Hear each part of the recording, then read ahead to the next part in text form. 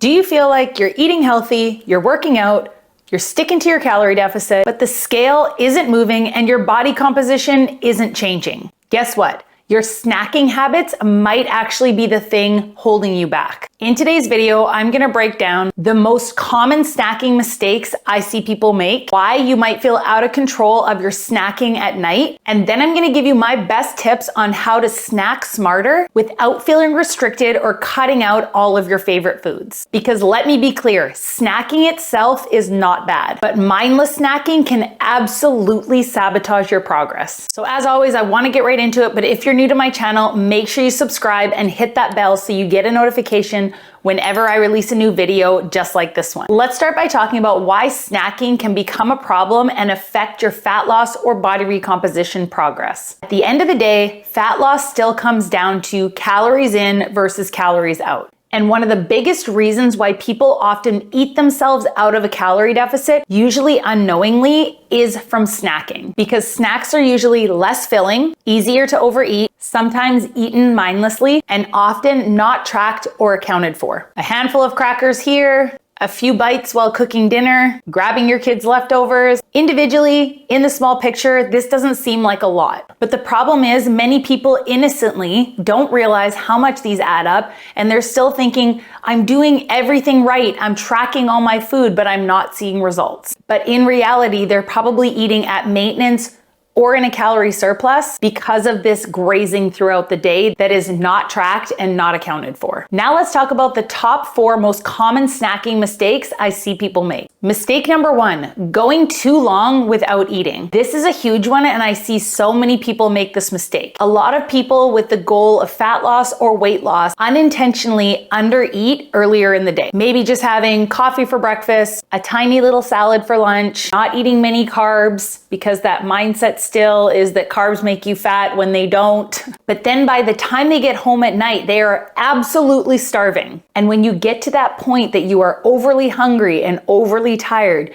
your brain wants quick energy fast. That's when cravings go up, emotional eating becomes much harder to manage, and mindless snacking starts. We've all been guilty of it. You've been out for the day, you're coming home, and you're making dinner, but you're snacking on something else because you're so hungry that you can't wait until dinner is ready. Mistake number 2, not eating enough protein and or fiber. Having meals high in protein and fiber and lots of volume help you feel full for longer, help stabilize your hunger levels, help slow digestion, and will reduce cravings later in the day. Mistake number 3, snacking while you're cooking. This one gets so many people, and like I said earlier, we are all guilty of it. You start making dinner, but you're a little bit hungry, so while you're making dinner, start grabbing for a couple crackers, a couple chips, little bites of food of what you're cooking. And again, none of this feels significant or like it's going to affect your progress. But this is one of the easiest ways that calories add up so quickly. Mistake number 4, treating healthy snacks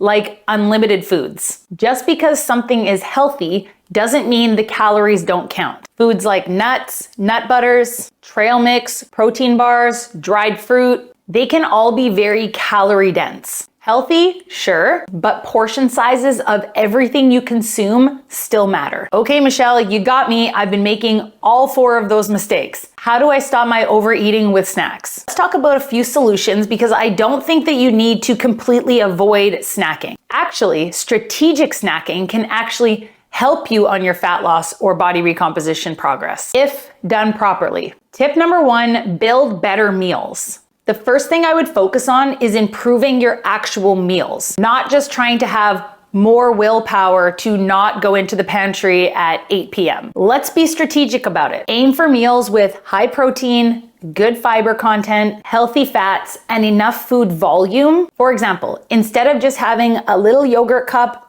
with a couple berries in it, try Greek yogurt, which is higher in protein and more filling. Add berries, add chia seeds for more protein and more fiber, or a high fiber cereal. I love All Bran Buds. Or something I do is mix protein powder into your plain Greek yogurt. This now takes that one little yogurt cup with a few berries, maybe 120 calories, to a meal that is way more filling, higher in fiber, higher in protein, and will keep you feeling full and energized for so much longer. Yes, it will increase the calories a little bit, but these are all good quality calories that are going to fuel your body. And I always say, eat more at mealtime so that you stay full for longer versus eating a little bit of the healthy food and then going and grabbing a donut at 3 p.m. because you have cravings and you feel tired and you feel hungry. You're better off eating more of the good food and then avoiding the donut. This is what's gonna ruin your progress. I wanna take a minute to thank today's video sponsor, Element, one of my go-tos for replenishing my electrolytes after sweaty workouts. Electrolytes are so important for so many functions in the body, including hormonal regulation, nutrient absorption, and fluid balance. Sometimes water just isn't enough, and Element has the perfect balance of 1,000 milligrams of sodium, 200 milligrams of potassium, and 60 milligrams of magnesium, and better yet, 0 artificial sweeteners, no sugar, so no junk. And they are now introducing my new favorite, electrolytes plus caffeine, Element Lemonade Iced Tea, which uses a full black tea extract, not isolated caffeine, plus a meaningful dose of electrolytes free of sugar, artificial colors, and other dodgy ingredients. The result is a noticeably steadier feeling without the crash that comes from most caffeinated drinks. Right now, you can get a free 8-count sample pack of Element's most popular drink mix flavors with any purchase. Get yours at drinkelement.com/Michelle. This deal is only available through my link. You must go to drinklmnt.com/Michelle. Tip number 2, don't let yourself get overly hungry. For me, I personally call this hanger prevention because hangry is a real thing for me. So I'm doing everybody around me a favor by making sure I don't get overly hungry. It's also gonna help on your fat loss journey. So again, like I said earlier, one of the best days to prevent late night snacking is to eat more food earlier in the day. This doesn't mean you have to be constantly eating all day. It means fueling your body with the right foods. A lot of people have that mindset of, I'll save my calories for later in the day. The longer I go through the day without eating, the less calories I'll eat throughout the entire day. But that mindset, you're actually setting yourself up for failure if you're not eating till 2 p.m.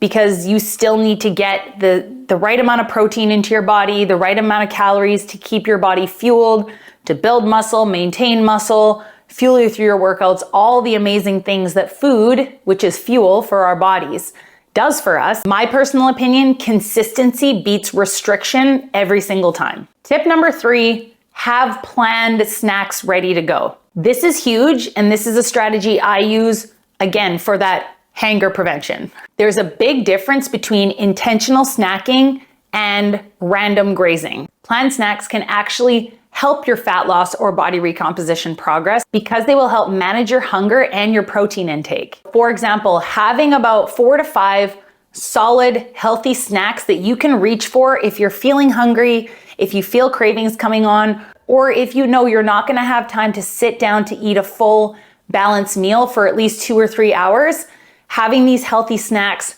on deck, ready to go, will really help you keep your body fueled and prevent that getting home at dinner time and being starving and then eating all the snacks in the entire pantry while you're cooking dinner. That's the kicker. Being prepared for the snack attack. This even comes down to late night snacking. If you are someone who has a super busy day and you eat dinner at 5 or 6 o'clock, but you don't go to bed till 10 or 11, and you find at 8 o'clock or 7:30, I know that I just love to sit down on the couch and relax, and I like to have a little snack.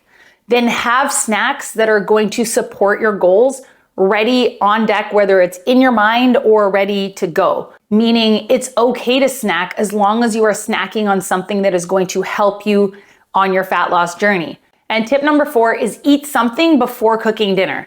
I kind of touched base on this in the previous tip. Something I often hear from clients is, you know, I get off work at 4 o'clock and then I come home, I deal with the kids, and then while I'm cooking dinner, I realize I am starving because I haven't eaten since my lunch break at 12 o'clock.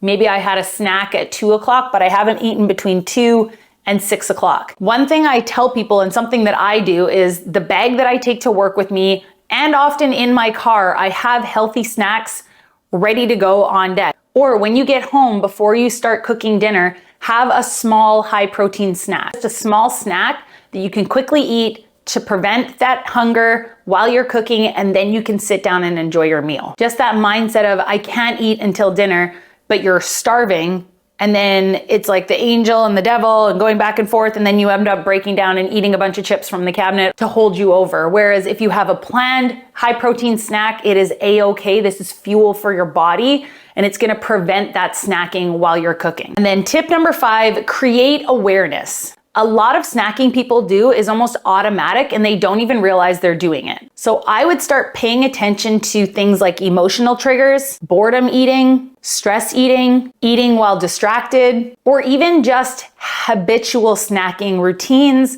that, well, I'm eating this because this is what I do every night. But stop and think and be like, do I really need this, or am I just doing this because this is what I do every night? Having that moment to stop, think about it, and start to see your triggers, how you feel when you're stressed. Are you reaching for certain foods when you're stressed, when you're tired, or things that are just become daily habits that are maybe not necessary and not needed? So with all that information, I just want to close this video out with an important mindset shift. I really want to emphasize this. You do not need to be perfect. You do not need to cut out snacks, and you should definitely not feel guilty for eating. The goal is not perfection. Again, the goal is awareness and consistency. Fat loss is usually not ruined by one snack, one meal, or one bad day. It's the repeated habits done day after day, week after week, month after month that matter the most. So instead of thinking, thanks Michelle, I should have never watched this video, now I can never have another snack, think, how can I adjust my snacking to work with my goals instead of against them? That's a much more sustainable mindset. And once in a while, remember you are human. 80-20 rule. If once in a while you want a popsicle with your kids, you want to go for ice cream, you want a piece of chocolate after dinner, that's okay. Again, once in a while is not going to ruin your fat loss progress. It's if you're eating that chocolate every single night after dinner, is this needed, or is this a habit that could be affecting your fat loss goals? That is the mindset I really want you to focus on from this video today. So there you go, guys. As always, I hope this was helpful. Again, if you're new to my channel, make sure you subscribe and give this video a thumbs up if you found it helpful. I'd love to hear from you in the comments. What's the biggest time of the day that you struggle with snacking the most? And if you want more support, accountability, workouts, and nutrition guidance, you should check out my LIFT You online coaching community, which I have linked below. Or if you want more personalized coaching, you can learn more about my one-on-one online fitness and nutrition coaching program, which I will also link in the video description below. And that is all for now. Have a great day, guys, and I will see you in the next one.